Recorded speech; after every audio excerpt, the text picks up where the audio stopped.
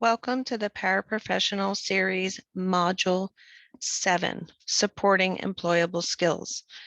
This is a follow-up to the Module 6 on transition, and it will explore ways that we as school professionals can support employable skills in transition age youth.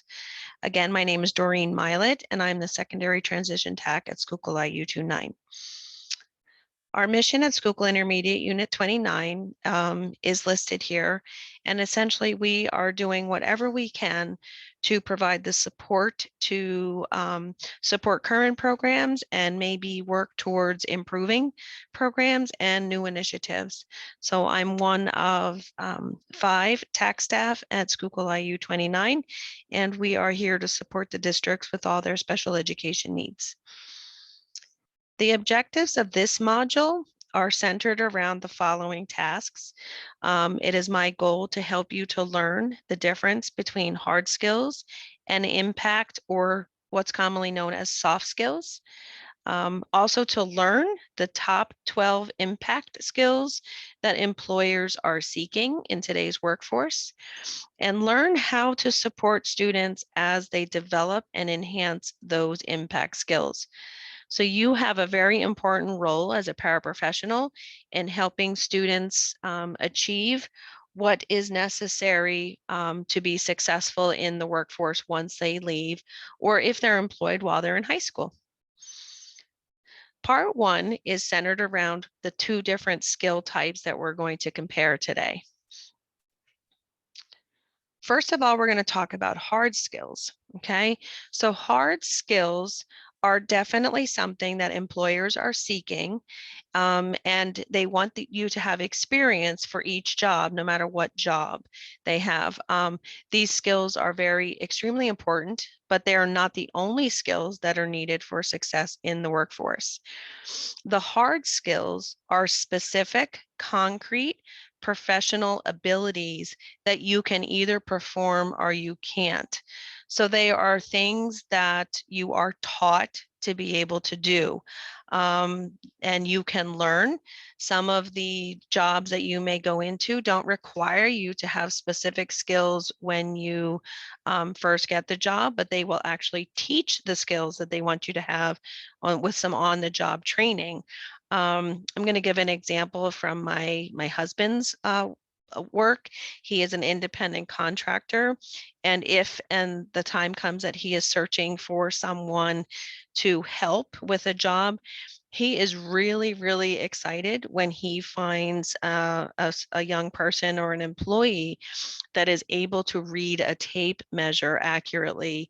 So when they're cutting lumber or when they're measuring things for a job, that the measurements are accurate. So that would be an example of a hard skill that definitely would enhance the person's and could increase their hourly pay compared to someone who cannot use a tape measure and measure accurately.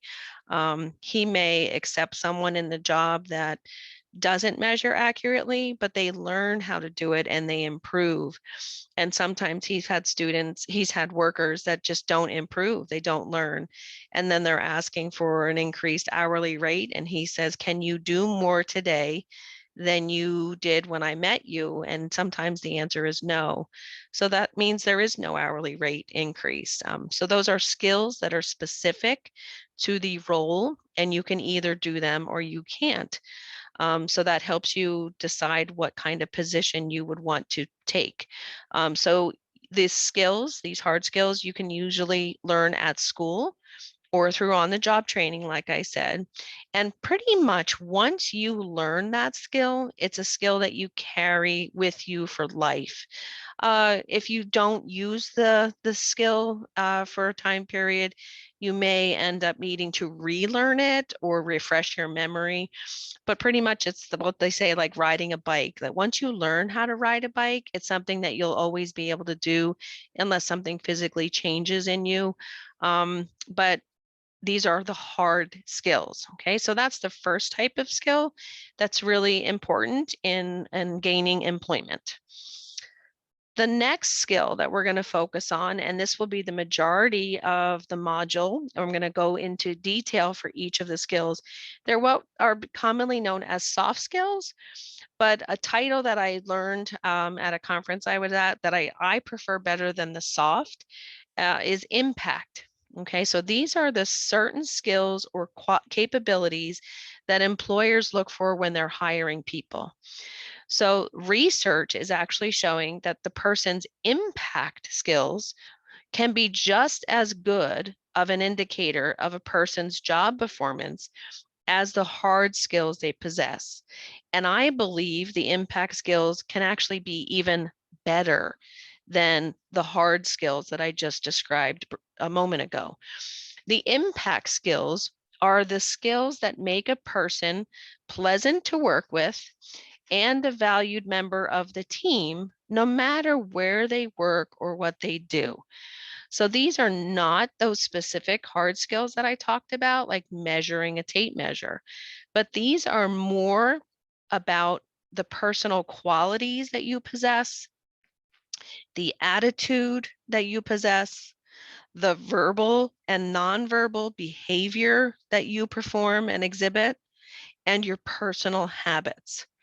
So think about the students that you work with on a day-to-day basis.